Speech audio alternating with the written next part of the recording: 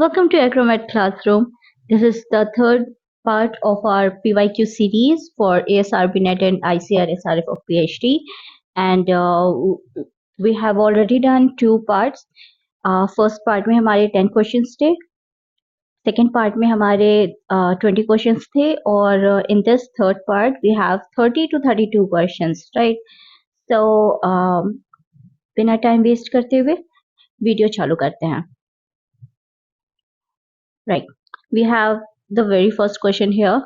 The very first question is saying that according to Hopkins law, crop production activities like planting, harvesting, etc. and specific morphological development are delayed by dash for each 1 degree latitude, 5 degree latitude and 5 degree longitude and 120 meter of altitude. The options are given over here. पहले समझते हैं Hopkins law है क्या. तो according to Andrew Delmar Hopkins, who was an entomologist, he developed bioclimatic law. Okay. अच्छा, ये जो law जहाँ जिसकी बात हो रही है, it is called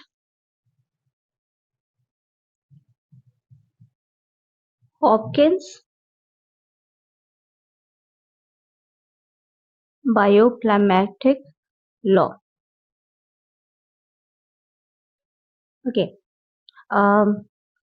Right. So this law, it predicts that phenological events are shifted by a certain amount for each unit of latitude, longitude and elevation changes. क्या होता है कि जैसे लैटिट्यूड, लॉन्गिट्यूड और एलिवेशन जिस तरीके से शिफ्ट होता है, वो शिफ्ट होने की वजह से जो फेनोलॉजिकल इवेंट्स है हमारे क्रॉप में, वो भी शिफ्ट होते हैं. या तो वो अर्ली हो जाएगा या तो वो डिले होगा. अब आगे देखते हैं कि इन्होंने क्या प्रपोज किया था. इन्होंने बताया था कि जब लैटिट्यूड हो तो for every 1 degree latitude north phenological event shifts by 4 days. यानी कि जब भी 1 डिग्री लैटिट्यूड नॉर्थ जाएंगे, लाइक 22 डिग्री नॉर्थ है, तो वहां से अगर हम लोग 21 डिग्री नॉर्थ जाएंगे तो फेनोलॉजिकल इवेंट्स जो है हमारे क्रॉप के, वो 4 days में शिफ्ट हो जाएगा. या तो डिले होगा या फिर या तो डिले होगा या तो अर्ली हो जाएगा. और वही लॉन्गिट्यूड अगर देखा जाए तो for every 5 degree longitude west, अगर वेस्ट की तरफ हम लोग 5 डिग्री लॉन्गिट्यूडनल जाएंगे डिफरेंस में, जैसे कि 22 डिग्री वेस्ट है, वहां से अगर हम लोग 27 डिग्री वेस्ट जाते हैं तो फिनोलॉजिकल इवेंट्स जो है वो 4 days से शिफ्ट हो जाएंगे.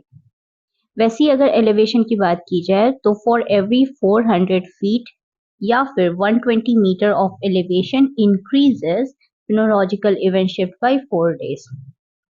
उसी तरीके से जैसे 400 फीट या फिर 120 मीटर की हाइट इंक्रीज होती है, एलिवेशन इंक्रीज होती है, तो फिनोलॉजिकल इवेंट्स जो है वो 4 days से शिफ्ट होते हैं. यहाँ पर 1 डिग्री ऑफ लैटिट्यूड नॉर्थ तो याद रहेगा, 5 डिग्री लॉन्गिट्यूड वेस्ट भी याद रहेगा, 400 फीट और 120 मीटर, ये दोनों नंबर्स आपको याद करना जरूरी है. और ये भी याद करना जरूरी कि एलिवेशन इंक्रीज होगी. ठीक है, तो 4 days का शिफ्ट आएगा. This law could be applied to many other phenological events in plants, insects and animals as well. अब हम लोग क्वेश्चंस देखते हैं. क्वेश्चन कह रहे हैं कि क्रॉप प्रोडक्शन एक्टिविटीज जो प्लांटिंग, हार्वेस्टिंग एक्सेट्रा जो है, ये स्पेसिफिक मॉर्फोलॉजिकल डेवलपमेंट है, वो डिले हो जाएंगे by what, for each 1 degree latitude, 5 degree longitude and 120 metre of altitude. और हमारे ऑप्शंस क्या है? हमारे ऑप्शंस है early May, mid June, mid July, last December. तो क्या है ना कि ये जो क्वेश्चन है इसके ऑप्शंस गलत है.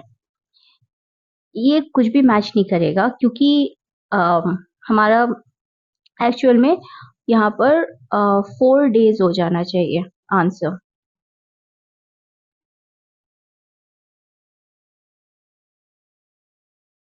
4 days should be the answer and none of this. Okay, आगे बढ़ते हैं. नेक्स्ट क्वेश्चन क्या है? नेक्स्ट क्वेश्चन कह रहा है कि फोटोसिंथेसिस रेट जो है उसकी मेजरमेंट की यूनिट बताओ.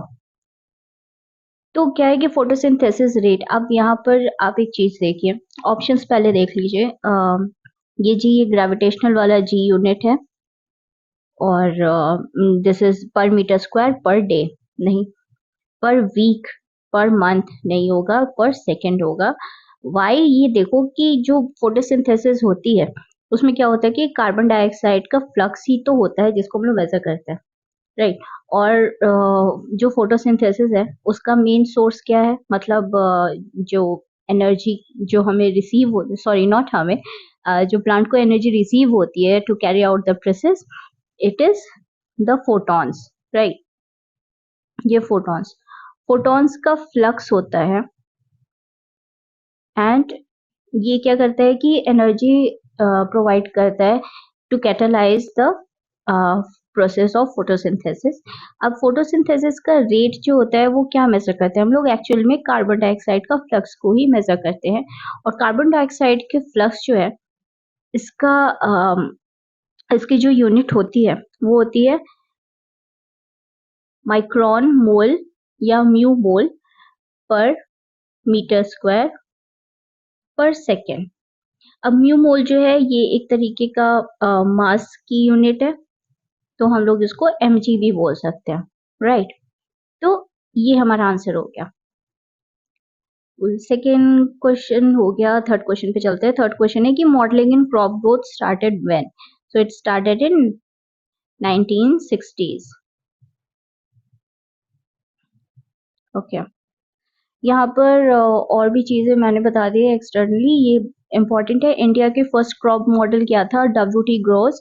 सेकेंड क्रॉप मॉडल क्या था? Oryza 1 and Oriza 1N, and both were developed in 1994. ठीक.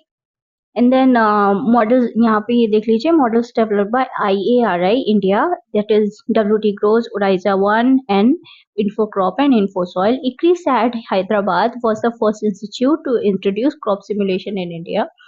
And DSAT इसकी full form देख लीजिएगा, बहुत important है. Was developed by IFS NAT. इसकी भी फुल फॉर्म बहुत important, international benchmark science network for agro technology transfer in 1982.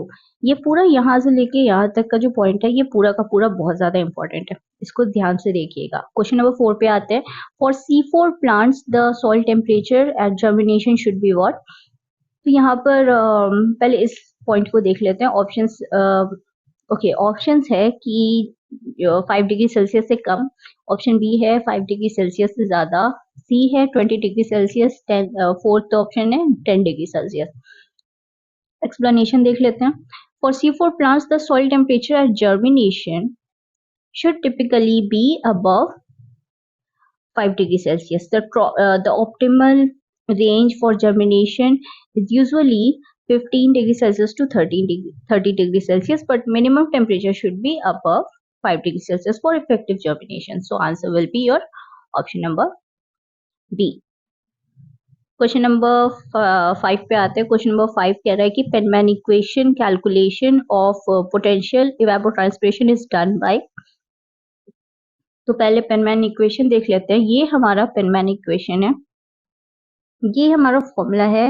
And Penman in 1948 proposed an equation to calculate the daily potential evapotranspiration that combined an energy equation based on net incoming radiation with an aerodynamic approach, or the combination of energy budget and mass balance methods, right. Okay, ये है, ये formula देख लीजिएगा, यहाँ का description दिया हुआ है, इसको देख लीजिएगा. आंसर हमारा एनर्जी बजट अप्रोच नहीं है, आंसर विल बी और कॉम्बिनेशन अप्रोच. वाई? क्योंकि जो पेनमैन इक्वेशन का कैलकुलेशन है, राइट, इसको हम लोग करते हैं एरोडायनेमिक अप्रोच और एनर्जी बैलेंस, इन दोनों को मिलाकर. We can see here the combination of energy budget and mass balance methods. Your mass balance method is aerodynamic approach. Okay, So combination approach is the answer, and not this one. Right, question number 6 पे चलते हैं। Question number 6 कह रहा है कि response of individual leaf photosynthesis to light is, answer will be your curvilinear. Why? We can see in this figure over here. ये figure क्या है कि ये ग्राफ है लाइट इंटेंसिटी और फोटोसिंथेसिस रेट का। यहाँ देख रहे हैं कि जैसे जैसे लाइट इंटेंसिटी इंक्रीज हो रही है, वैसे स्टार्टिंग में तो फोटोसिंथेसिस रेट अच्छा चल रहा है, बढ़े जा रहा है, बढ़े जा रहा है, बट देन एक सर्टेन पॉइंट आ गया आपका 17.5, राइट। 17.5 से 20 तक के बीच में क्या हो रहा है कि ये रेट एक तरीके से धीरे धीरे स्लोली इंक्रीज हो रही है। इंक्रीज तो हो रही है पर बहुत ही सटल वे में धीरे धीरे इंक्रीज हो रही है। उसके बाद जो 20 है, ये आपका 20 फोटोसिंथेसिस रेट का जो मार्क है, वहां पर जाकर फोटोसिंथेसिस रेट ये देखिए स्टेबल हो गई है। ओके, इसको कहेंगे curvilinear graph, and this is the response of individual leaf photosynthesis to light. ये ऐसा होता है, राइट। अब ये जो यहाँ पर देखिए ये फोटोसिंथेसिस, और ये जो red red light red red line दिख रही है आपको dotted, this is your light saturation point.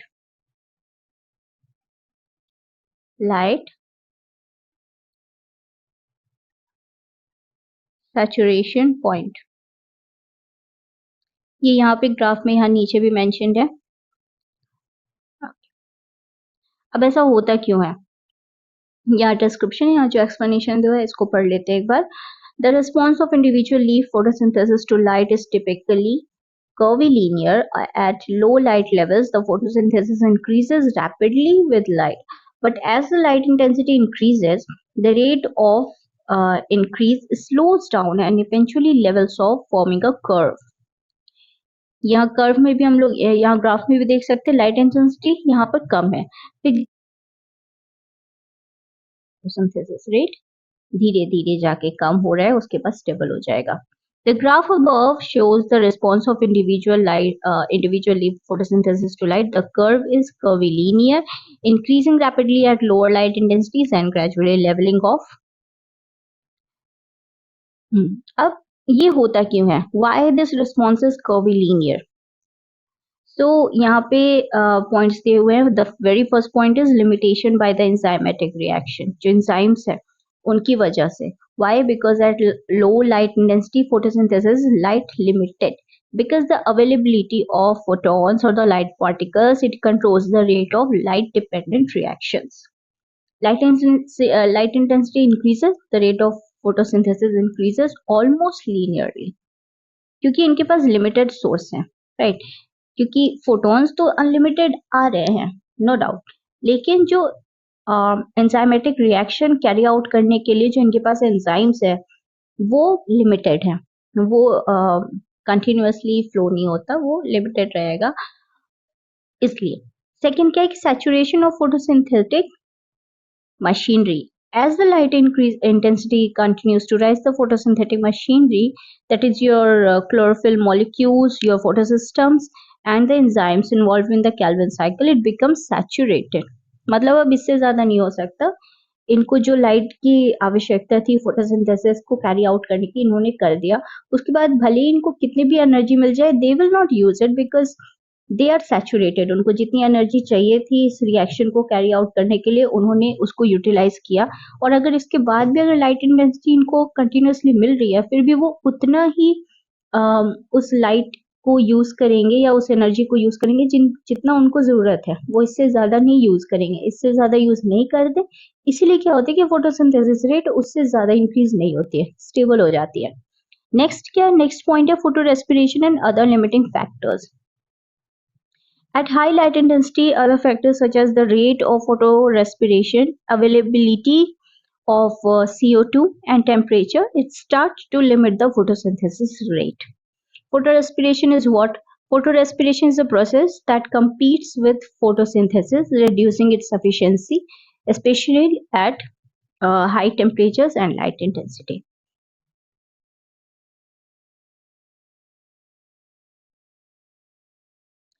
The point at which the curve levels off is called the light saturation point. यहाँ पे आपने देखा light saturation point, ये जो red dotted line आ रही है, this will be called as light saturation point.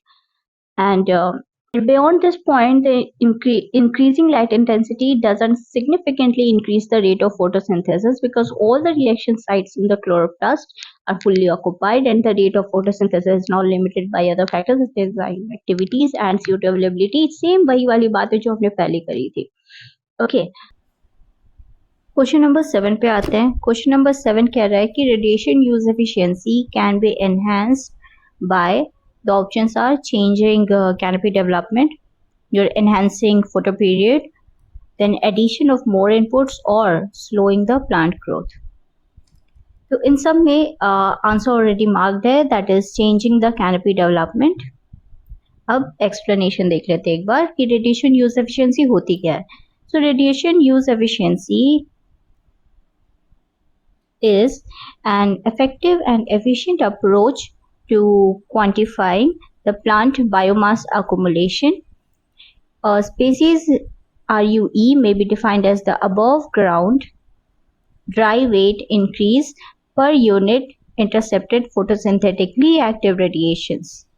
Your radiation use efficiency, it is the ratio of biomass or storage root dry weight to the amount of solar radiation intercepted by the canopy. अब radiation use efficiency क्या है? It is a measure of how effectively the plants convert intercepted solar radiation into biomass. The several factors that influence radiation use efficiency RUE are first, leaf area index LAI. Okay, how? Because higher LAI, your leaf area index generally leads to more radiation interception up to certain threshold.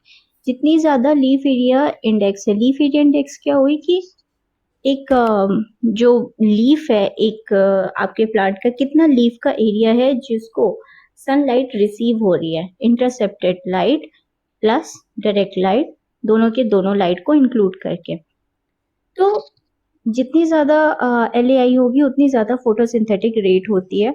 Radiation interception जितना ज्यादा होगा उतने अच्छे से radiation को utilise किया जाएगा to create the biomass.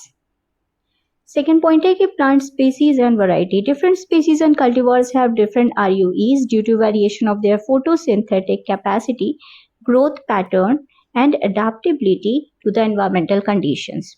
Okay, third point है हमारा इन्वायरमेंटल कंडीशंस. इन्वायरमेंटल कंडीशंस क्या हो गया? जैसे कि लाइट इंटेंसिटी होगी, लाइट इंटेंसिटी ज्यादा है कि कम है.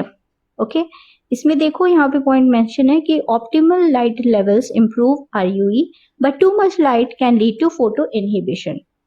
जब ऑप्टिमल लाइट है, एक सर्टेन लेवल तक की लाइट इंटेंसिटी है, वो हमारे प्लांट के लिए बेनिफिशियल होगी. उससे साथ क्या होता है कि रेडिएशन यूज एफिशिएंसी ज्यादा होगी. Radiation use efficiency in very simple term ये होता है कि एक प्लांट कितने एफिशिएंटली जो रेडिएशन उसको प्रोवाइड किए जा रहे हैं या जो रेडिएशन उसको रिसीव हो रहे हैं उसको कितने इफिशिएंटली वो यूटिलाइज कर रहा है अपना बायोमास जनरेट करने के लिए.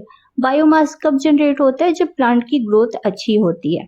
और ये जो बायोमास है या जो इसको हम लोग in scientific form we say that it is calculated as dry weight. Dry weight कहाँ से? अबव द ग्राउंड लेवल, मतलब जो शूट रीजन होता है, ना कि रूट रीजन. शूट रीजन को यूज किया जाता है for calculating the dry weight और उसी को हम बायोमास कहेंगे. ओके, तो ये होता है. अब यहाँ पे क्या कह रहे हैं कि लाइट इंटेंसिटी. तो ऑप्टिमल जब लाइट इंटेंसिटी होगी तो रेडिएशन यूज एफिशिएंसी अच्छी होगी, और जब ज्यादा होगी तो फोटो इनहिबिशन होगा. फोटो इनहिबिशन मतलब कि जो फोटॉन्स या जो लाइट रिसीव किया जाएगा प्लांट के थ्रू, वो क्या होगी कि उससे फोटो रेस्पिरेशन हो गया. जैसे इससे पहले वाले जो क्वेश्चन था उसमें हम देख रहे थे कि या तो फोटो रेस्पिरेशन हो जाएगा या फिर लाइट सैचुरेशन पॉइंट रिसीव हो अटेन हो जाएगा, तो वो चीज हो जाती है. अब इसी इन्वायरमेंटल कंडीशन के अंडर में सेकेंड पॉइंट आ रहा है हमारा temperature. Extreme temperatures both the high and the low can reduce radiation use efficiency by affecting the photosynthesis and respiration rates. Okay, next है हमारा वाटर अडेप्टेबिलिटी. वाटर अडेप्टेबिलिटी क्या है कि drought stress can significantly reduce the radiation use efficiency as the plants closer to stomata to as the plants they close the stomata to conserve water, hence reducing the photosynthesis. Okay, next point है हमारा nutrient availability. ठीक, ये क्या होती है कि deficiency in the key nutrients like nitrogen, phosphorus, potassium, they can limit the photosynthesis and reduce the radiation use efficiency. Fourth point क्या हो गया हमारा CO2 concentration. Elevated CO2 levels can enhance the RUE by increasing the rate of photosynthesis provided other factors like water, nutrients are not limited. Fifth हमारा point है canopy structure and architecture. तो जिस तरीके का प्लांट का canopy होता है, कुछ काफी बुशी होते हैं, कुछ काफी शैलो टाइप के होते हैं, हल्के फुल्के रहेंगे, कुछ काफी डिस्ट्रीब्यूटेड होते हैं. तो क्या होता है कि जितना ज्यादा यूनिफॉर्मली डिस्ट्रीब्यूटेड कैनपी रहेगा उतनी अच्छी तरीके से रेडिएशन की यूटिलाइजेशन होगी और हेंस RUE उतना ज्यादा अच्छा होगा. नेक्स्ट पॉइंट हमारा stress factor. Stress factor like biostresses मतलब pest and diseases and abiotic stresses मतलब salinity, heavy metals and other toxicities. They can reduce the RUE by damaging the plant tissues and affecting the physiological processes. Next हमारा point है phenological stages. So RUE can vary during the different growth stages.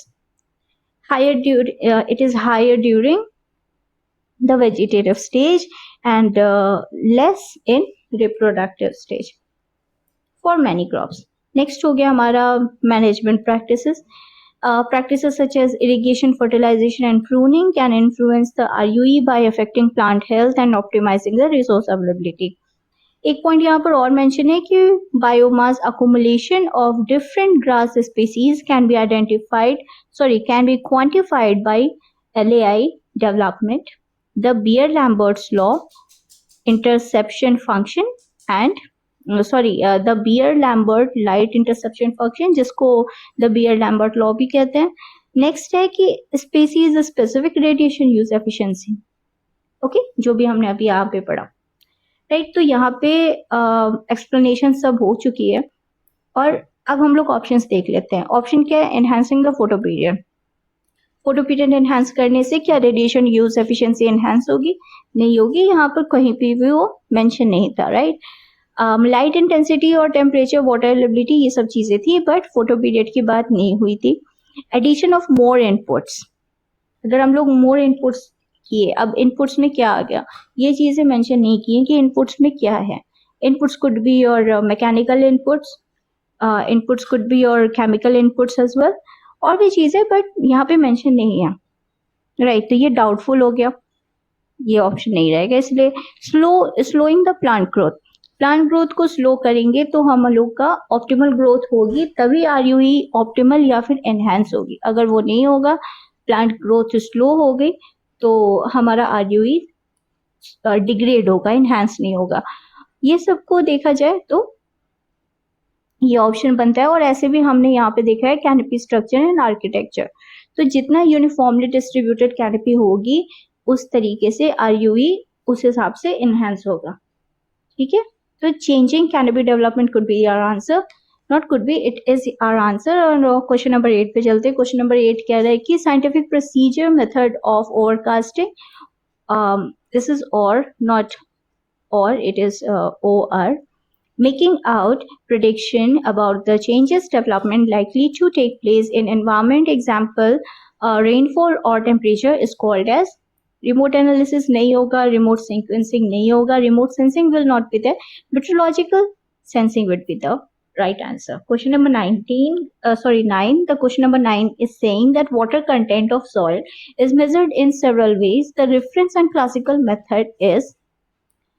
So the temperature thermometer method क्या करता है? Thermometer method will not measure your soil water content. It will measure the temperature, soil temperature. Okay.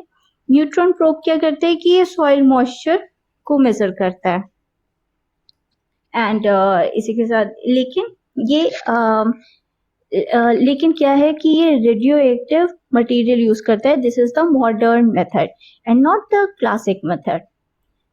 Electrical conductivity क्या हो गया, इसी को major करना, ये भी नहीं होगा. इससे हम लोग को सॉइल वाटर का कंटेंट डायरेक्टली नहीं पता चलता है. This is the indirect method and not the direct method. तो अब रेफरेंस एंड क्लासिकल मेथड की बात हो रही है तो gravimetric is our option.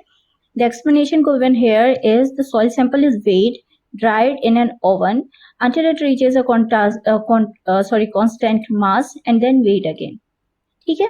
The difference in the weight between the wet sample and the dry sample is used to calculate the soil's moisture content. ये क्या है, ये gravimetric method है. It is common, accurate, reliable way to measure the soil moisture. It is also simple and gravimetric. ठीक है. इसको drawing method भी कहते हैं और यही हमारा क्लासिकल मेथड भी है. क्वेश्चन नंबर 10 देखते हैं. The answer we have the gravimetric, option number B of question number 9. Question number 10 is here. Question number 10 कह रहा है कि leaf area index is always what to the land area. The options are equal, inversely proportional और directly proportional या फिर none of the above. यहाँ पर answer mark किया हुआ है नन ऑफ द अबव. क्यों किया हुआ है, यहाँ देखते हैं. लीफ एरिया इंडेक्स क्या है, it is a unitless ratio. It measures what, it measures the amount of leaf area in a canopy in relation to the ground area. It is calculated by dividing the one-sided leaf area by the ground area. And it represents the amount of leaf surface area available to intercept sunlight, influencing photosynthesis, transpiration and energy exchange processes in the plant canopies. Okay, importance क्या है, importance क्या है कि photosynthesis and productivity बताता है. water and nutrient use efficiency जो होती है उसके बारे में हम लोग स्टडी कर सकते हैं. microclimate रेगुलेशन होता है. ठीक है. उसके बाद ecosystem health and carbon sequestration जो होता है इसका हम रेफरेंस ले सकते हैं. Climate model and remote sensing में भी LAI को एक इम्पॉर्टेंट फैक्टर माना जाता है. Now what are the factors influencing the LAI? The factors are plant species and variety. different plant species, different plant varieties के अलग तरीके के canopy होते हैं, उनकी leaf arrangement अलग होती है, उनका जो growth pattern है वो अलग होता है, उसकी वजह से LAI डिफर कर जाता है. नेक्स्ट हमारा है कि एनवायरमेंटल कंडीशंस. एनवायरमेंटल कंडीशंस ये जैसे कि light, temperature, water availability, nutrient, इनकी वजह से किसी को न्यूट्रिएंट बहुत अच्छी तरीके से मिल रहा है विदाउट एनी डेफिशिएंसी. कुछ हो गए प्लांट्स जिनको डेफिशिएंसी हो रही है. डेफिशिएंसी की वजह से क्या हो रहा है कि लीफ का जो एरिया है, ऐसे ये जो परफेक्ट लीफ होती है वो इस तरीके की होती है. मान लीजिए इसमें जैसे नाइट्रोजन की कमी हो गई, नाइट्रोजन की डेफिशिएंसी हो गई, क्लोरोसिस हो गया, तो येलो पैचेस हो गए. ठीक, जो येलो पैचेस हो गए वहां पे क्या हो गया, क्लोरोप्लास्ट कम हो गया. क्लोरोप्लास्ट कम हुआ तो वहां पे फोटोसिंथेसिस कम होगी, तो LAI क्या हो गया, ये हो गया. या फिर कभी कभी इसमें मैंगनीज की कमी हो गई या फिर जिंक और बोरॉन की कमी हो गई. तो कुछ लीव्स जो होते हैं, कुछ स्पीसीज, वो क्या करते हैं कि वो ऐसे कर्ल हो जाते हैं. ठीक है, जब ये कर्ल हो गए तो इनका लीफ एरिया डिफर हुआ, राइट, होगा ही. तो जो लीफ एरिया डिफर हुआ तो न्यूट्रिएंट की वजह से हुआ. कभी लाइट और टेम्परेचर की वजह से क्या हो जाता है, कभी बहुत ज्यादा लाइट पड़ जाती है, बहुत ज्यादा तेज लाइट इंटेंसिटी होती है तो फोटोसिंथेसिस रिड्यूस हो जाएगा, LAI डिक्रीज हो जाएगा, राइट. योर टेम्परेचर जो है वो बहुत ज़्यादा लाइट हो गया, बहुत ज़्यादा टेम्परेचर हो गया, स्कॉर्चिंग आ जाती है लीफ में. स्कॉर्चिंग की वजह से भी प्लांट थोड़े बहुत ऐसे सिकुड़ जाते हैं या फिर स्कॉच डाउन हो जाते हैं, ब्राउनिंग ऐसे ब्लॉचेस आ जाते हैं. तो उसकी वजह से क्या हो गया, फोटोसिंथेसिस कम हो गई, LAI पे इफेक्ट पड़ेगा, राइट. उसके बाद वाटर अवेलेबिलिटी कम है, विल्टिंग शुरू हो जाएगी. विल्टिंग में भी जो पत्ते हो गए वो ऐसे सिकुड़ने लग जाएंगे. न्यूट्रिएंट अवेलेबिलिटी बता दिया, लाइट बता दिया, ओके. एनवायरमेंटल कंडीशंस हो गए. नेक्स्ट है मैनेजमेंट प्रैक्टिसेस, जैसे कि irrigation and fertilisation. Proper management enhances the leaf growth and sustains optimal LAI. उसके बाद pruning and thinning. These practices can reduce the LAI by removing the leaves, but they may be necessary to optimize the light penetration and air circulation. Important part, okay? Next है हमारा plant density and spacing. The higher plant density leads to greater LAI up to a certain point, after which the competition for light and sources may reduce overall leaf area efficiency. Next है हमारा pest and diseases. Infestation and infections can lead to leaf damage or loss, reducing LAI and overall plant. Next हमारा 6th point है last, growth stages. Okay, LAI varies with the growth stage of the plant, generally increasing during the vegetative phase and decreasing the reproductive phase as the leaf senescence or are shed. Okay, अच्छा इस बार मैंने थोड़ा सा अलग कर दिया है the way I am explaining or the way I am putting up the explanatory part. तो the PDF I will upload definitely, ये टेलीग्राम पर अपलोड हो जाएगा PDF इसके जो explanation है you people can use it for your answer writing practices. अगर आपको ARS का एग्जाम देना है, you want to appear in it and you are preparing for it, तो इस तरीके से उसको यूटिलाइज किया जा सकता है.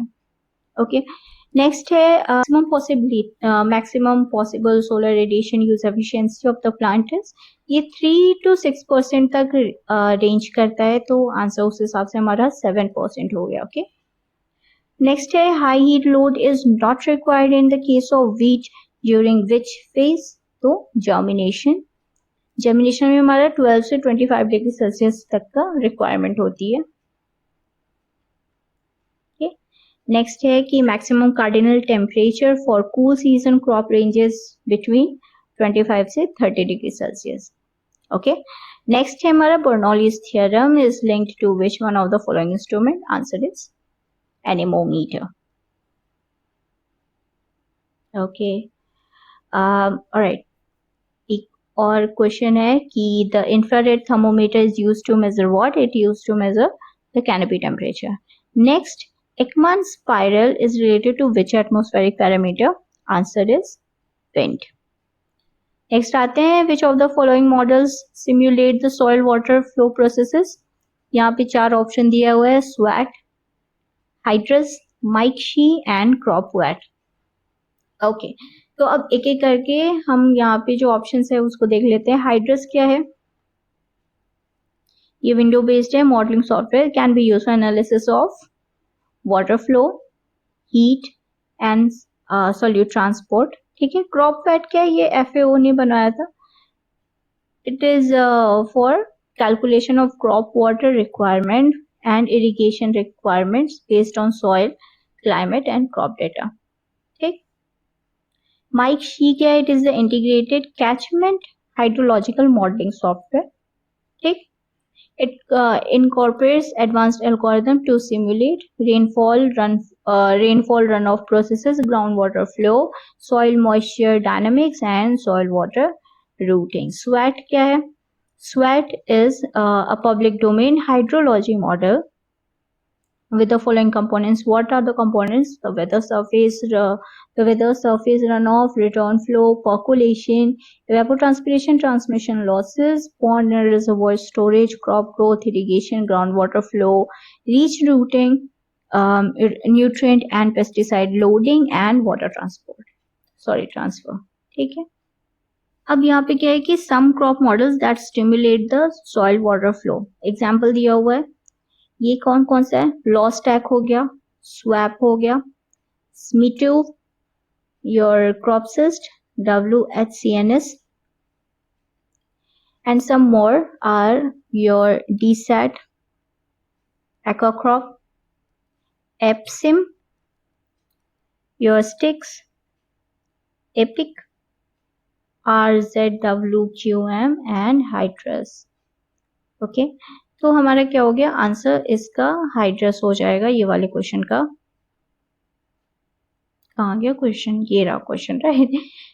कि सॉइल वाटर फ्लो प्रोसेस कौन सा सिमुलेट करता है? HYDRUS is the answer. और ये वाले जो इतने यहाँ पर मेंशन है, ये सबको भी देख लीजिएगा, राइट। अगर यहाँ पे देखिए फुल फॉर्म नहीं दी हुई है कुछ कुछ का, जैसे लॉस्टैक का नहीं दिया हुआ है, स्वैप का नहीं दिया हुआ है, ये स्वैप हो गया और स्वैट हो गया। इन दोनों का जो फुल फॉर्म है वो आप देख लीजिएगा खुद से, ये इंपॉर्टेंट है।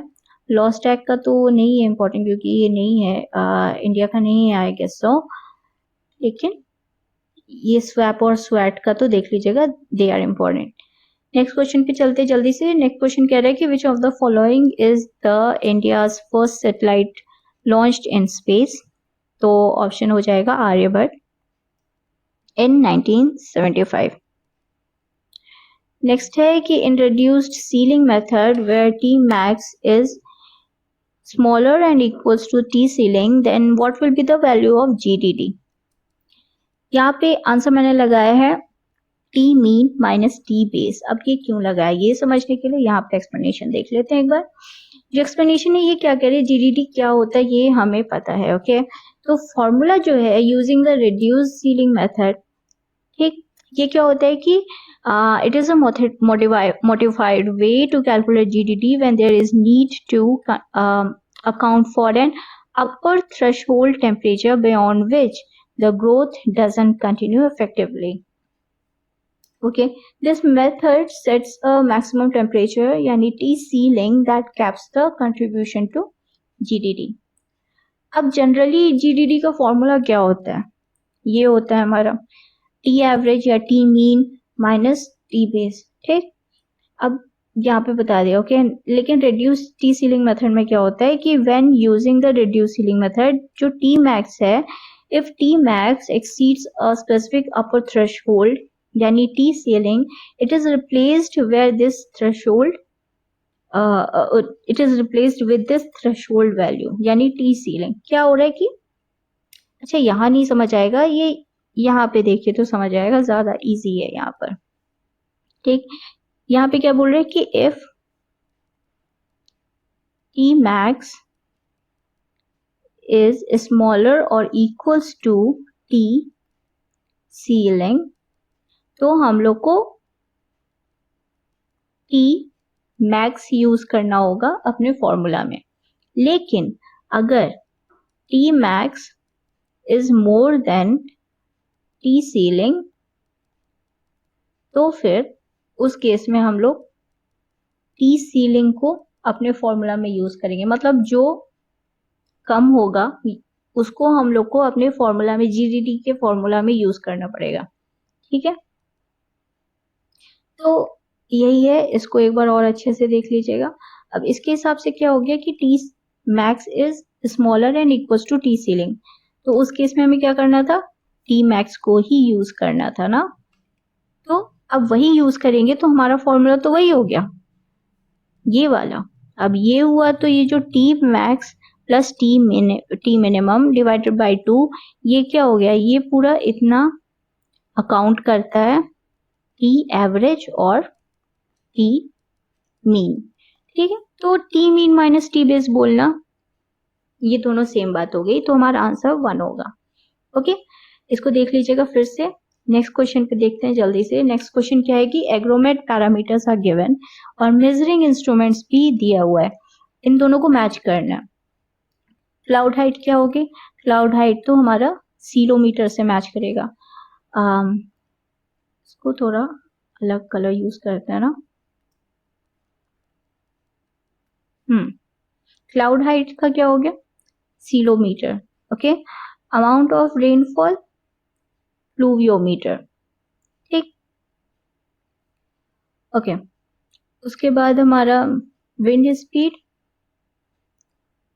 Sonic anemometer, actual evapotranspiration by lysimeter. अगर ये हम लोग देखें तो हमारा ऑप्शन क्या हो गया, ऑप्शन नंबर 3 हो जाएगा, ठीक है। ऑलराइट,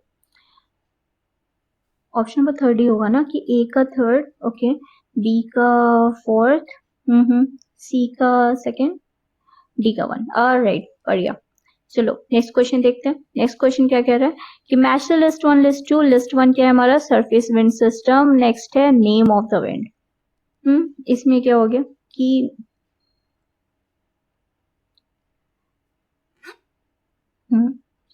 इसमें कह रहा है the subtropical high to equatorial low. ठीक है, subtropical high to equatorial low, इसको क्या कहेंगे? ये हो गया हमारा ट्रेड विंड्स, राइट। ओके, अब ट्रेड विंड हो गया फोर्थ। ऑप्शंस देखे तो किसी ने फोर्थ नहीं दिया, यही वाला फोर्थ है, तो यही हो गया आंसर हमारा। ठीक है, चलो। हाँ, एक चीज और से कंफर्म कर सकते हैं, ये जो साइक्लोन इन कैरिबियन सी है, इसको सेकंड वाले से मिलाओ, ये हरिकेन हो गया। ये और ये देख लो, तो हो गया, यही है। ठीक है, नेक्स्ट चलते हैं। नेक्स्ट क्या है कि असर्शन और रीजनिंग दिया है और मैच करना है। तो असर्शन है हमारा कि cyclone does not form between 5 degree north से 5 डिग्री साउथ लैटिट्यूड। ओके, ठीक, सही बात है। नाउ रीजन दिया है कि Coriolis force in equatorial belt is either zero और वेरी वीक। ये बिल्कुल सही है, और इसका रीजन भी है। क्यों? क्योंकि साइक्लोन फॉर्म होने के लिए कोरियोलिस फोर्स का होना बहुत ज्यादा इंपॉर्टेंट है, और जो इक्वेटर है, इक्वेटर के आसपास कोरियोलिस फोर्स की वैल्यू 0 होती है। ओके, 0 या नेग्लिजिबल होती है। तो हमारा ऑप्शन क्या हो जाएगा? Both assertion reasons are true and reason is the correct explanation of A. Next question देखते हैं। नेक्स्ट क्वेश्चन कह रहा है कि ये भी असर्शन रीजन। असर्शन कह रहा है कि the temperature increases with the height in the stratosphere. ठीक, स्ट्रेटोस्फेयर की बात हो रही है। रीजन है कि ozone absorbs the ultraviolet radiation in the stratosphere and makes the stratosphere warm. ये भी बिल्कुल सही है, और ये इसका रीजन भी है। तो ऑप्शन नंबर 1 हमारा सही हो जाएगा कि both A and R are true and R is the correct explanation of A. Next चलते हैं कि एसपीआई की बात हो रही है, स्टैंडर्डाइज प्रेसिपिटेशन इंडेक्स की। ये क्यों यूज होता है? तो ड्रॉट मॉनिटरिंग करने के लिए यूज होता है। यहाँ पे हमें इसकी जो वैल्यू है एसपीआई की, ये बहुत इंपॉर्टेंट है, इसको जरूर देख लीजिएगा। ठीक है, नेक्स्ट क्वेश्चन पे चलते हैं। नेक्स्ट क्वेश्चन कह रहा है कि identify the climate list in increasing order of their moisture index values. ठीक, तो मॉइस्चर ये हो गए हमारे क्लाइमेट, ठीक, और यहाँ पे हो गया हमारा मॉइस्चर इंडेक्स वैल्यूज। ये सब कुछ मैच कर लीजिएगा, देख लीजिएगा, और इसके हिसाब से क्या हो गया? Option number 4 is the answer. ठीक है, ऑलराइट। ये वाला क्वेश्चन आई गेस हमारे पिछले पीवाईक्यू में भी है, पीवाईक्यू या 1 या 2, ये दोनों में से किसी एक में। नेक्स्ट क्वेश्चन इस पे चलते हैं। नेक्स्ट क्वेश्चन है कि क्रॉप नेम दिया हुआ है और मिनिमम कार्डिनल टेम्परेचर दिया हुआ है डिग्री सेल्सियस में, हमें इन सबको मैच करना है, राइट। तो वीट का तो 3 to 4.5 डिग्री होता है, राइस का 10 to 12 डिग्रीज होते हैं। ठीक है, अब इसी को देख के मैच करने की कोशिश करते हैं। ओके, बी का 2, ठीक है, बी का 2 इसमें है, बी का 2 इसमें भी है। ए का 1 नहीं होगा, ए का 4th ये है, तो option number 3 is our answer, और I guess this is the end. ठीक है, ये खत्म हो गया।